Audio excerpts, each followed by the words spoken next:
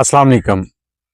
लाहौर के इलाके बाटापुर वहाँ पर एक वाक़या पेश आया जो कि इंतहाई अफसोसनाक है। इतनी दरिंदगी कोई इंसान ऐसा कैसे कर सकता है? 5 साला बच्ची के साथ इतना जुल्म।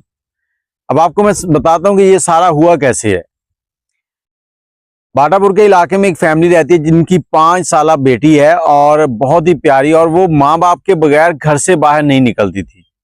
अब एक दिन अचानक से बच्ची गायब हो गई तो माँ बाप परेशान हो गए कि हमारी बच्ची जो हमारे बगैर दरवाजे से बाहर कदम भी नहीं निकालती थी वो आज कहाँ चली गई।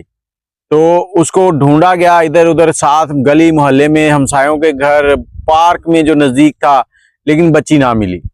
जब उसको ढूंढने के बाद वो थक गए तो थक हार कर पहुंचे वो पुलिस स्टेशन। पुलिस स्टेशन में उसकी एफआईआर दर्ज हुई। 10 अगस्त का ये वाकया है।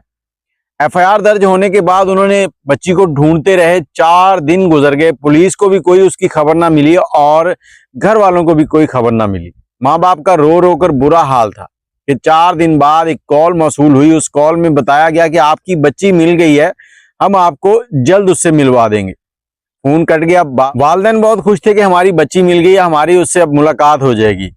लेकिन जब थोड़ी देर के बाद उस नंबर पर दोबारा फोन किया गया तो नंबर बंद था। बहुत टाइम इंतजार किया और पुलिस को भी बताया गया कि इस तरह से हमें फोन कॉल आई थी। उसके कुछ टाइम के बाद अगले दिन दूसरे नंबर से कॉल आती है और कहा जाता है कि हमें इतने पैसे चाहिए तब आपको आपकी बच्ची मिलेगी। तो वो फोन भी बंद हो गया। उसके बाद दोबारा कॉल नहीं आई और घर वाले जो है वो इंतजार करते रहे। तो एक दिन अचानक से पुलिस की कॉल आती है कि आपकी बच्ची मिल गई है, आप थाने आ जाएं।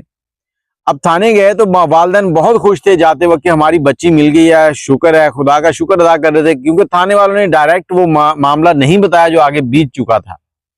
थाने वाले उनको गाड़ी में लेते हैं और 3 से 4 किलोमीटर दूर एक पुल है, उसके पास ले जाते हैं। पुल के पास जब जाकर बाप को दिखाया जाता है कि ये आपकी बच्ची है, तो बाप के पैरों के नीचे से जमीन निकल जाती है।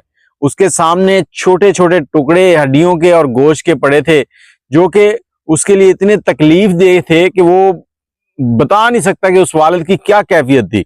और ये किया किस दरिंदे ने था वो भी मैं आपको बताता हूँ।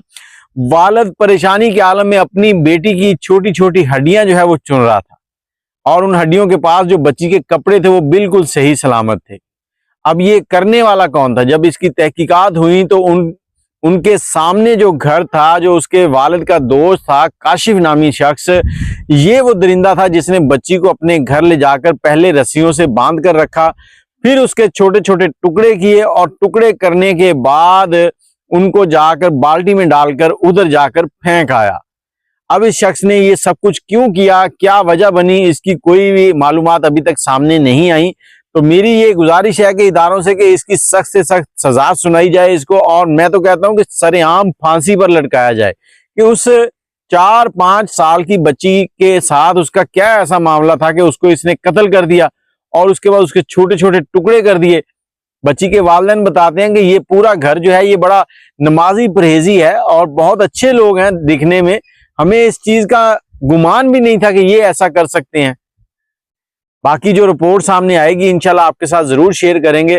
फिलहाल बच्ची के वालिदैन के लिए और बच्ची के लिए दुआ कीजिएगा कि बच्ची के आखिरत की मंजिलें जो है वो आसान हो और उसके वालिदैन को जो है वो सब्र जमील अता फरमाए अल्लाह ताला, और इस दरिंदे को सख्त से सख्त सजा दी जाए।